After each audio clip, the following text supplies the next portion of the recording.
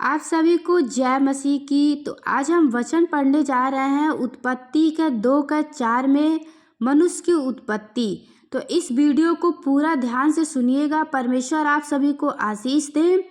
आकाश और पृथ्वी की उत्पत्ति के बारे में आज वचन हम बता रहे हैं कि परमेश्वर ने मनुष्य को कैसे बनाया था।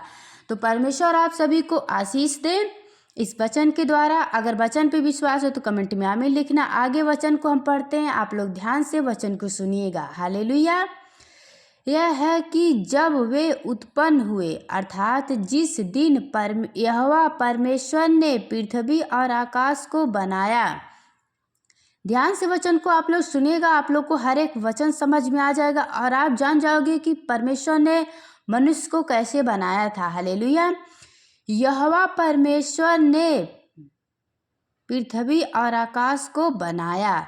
तब मैदान का कोई पौधा भूमि पर ना था और ना मैदान का कोई छोटा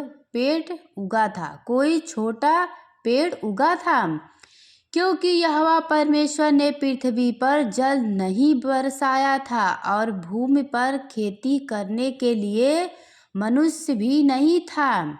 हालेलुया।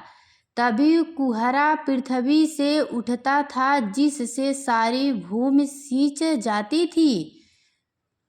तब यहोवा परमेश्वर ने आदम को भूमि की मिट्टी से रचा। हालेलुया।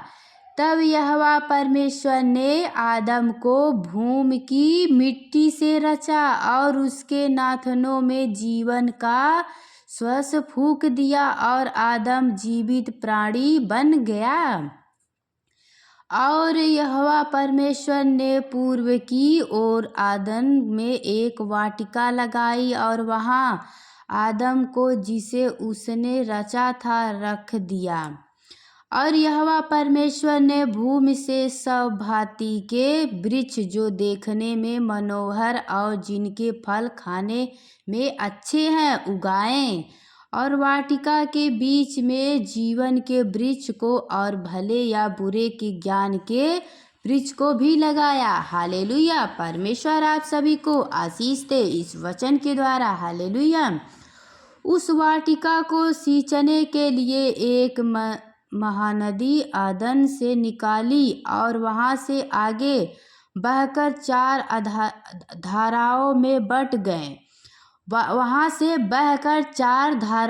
बट गए। पहली धारा का नाम पीरोसोन है और वही है जो हवीला नाम के सारे देश को, जहाँ सोना मिलता है, धरे हुए हैं। उस देश का सोना चोखा होता है, वहाँ मोती और सुलेमानी पत्थर भी मिलते हैं। दूसरी नदी का नाम गिहोन है। यह वही है जो कूश के सारे देश को घेरे हुए है। और तीसरी नदी का नाम हिदकेल है, और यह वही है जो असूर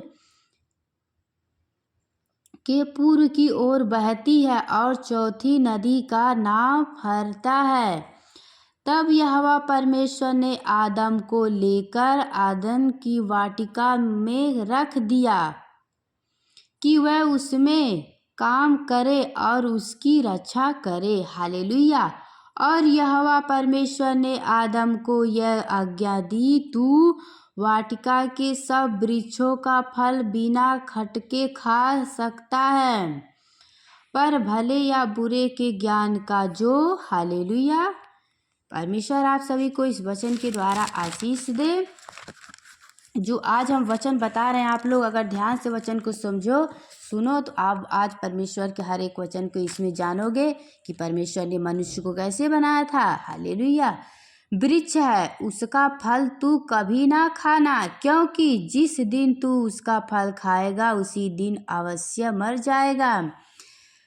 फिर यहोवा परमेश्वर ने कहा, आदम का अकेला रहना अच्छा नहीं, मैं उसके लिए एक ऐसा सहायक बनाऊंगा जो उससे मेल खाए।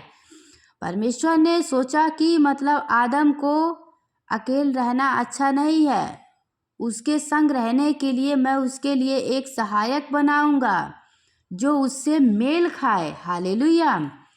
और यहोवा परमेश्वर भूमि में से सब जाति के बनैले पशुओं और आकाश के सब भांति के पक्षियों को रचकर आदम के पास ले आया कि देखे कि वह उनका क्या क्या नाम रखता है। और जिस जिस जीवित प्राणी का जो जो नाम आदम ने रखा वही उसका नाम हो गया। हालेलुया। अतः आदम ने सब जाति के घरेलू पशुओं और आकाश के पक्षियों और सब जाति के बनैले पशुओं के नाम रखे, परंतु आदम के लिए कोई ऐसा सहायक ना मिला जो उससे मेल खा सके। हालेलुया। तब यहोवा परमेश्वर ने आदम को भरी नींद में डाल दिया, और जब वह सो गया तब उसने उसकी एक पसली निकालकर उसकी जगह मांस भरी। हालेलुया। फिर यहोवा परमेश्वर ने, आप लोग वचन को ध्यान से सुनिए, पसली निकालकर उसकी जगह मांस भर दिया, और यहोवा परमेश्वर ने उस पसली को जो उसने आदम में से निकाली थी स्त्री बना दिया और उसको आदम के पास ले आया। तब आदम ने कहा, अब यह मेरी हड्डियों में की हड्डी और मेरे मांस में का मांस है, इसीलिए इसका नाम नारी होगा। हालेलुया।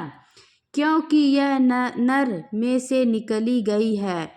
इस कारण पुरुष अपने माता पिता को छोड़कर अपनी पत्नी से मिला रहेगा और वे एक ही तन बने रहेंगे। आदम और उसकी पत्नी दोनों नंगे थे पर लज्जाते नहीं थे। हालेलुया। आमीन।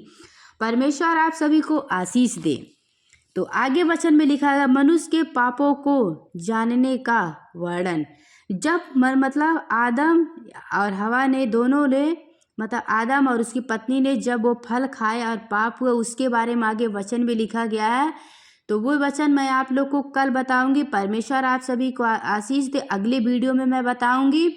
तो आज के आप लोग इस वचन को ध्यान से सुने होंगे तो आशीष पाएं। परमेश्वर आप सभी को इस वचन के द्वारा आशीष दे। जय मसीह की। God bless you.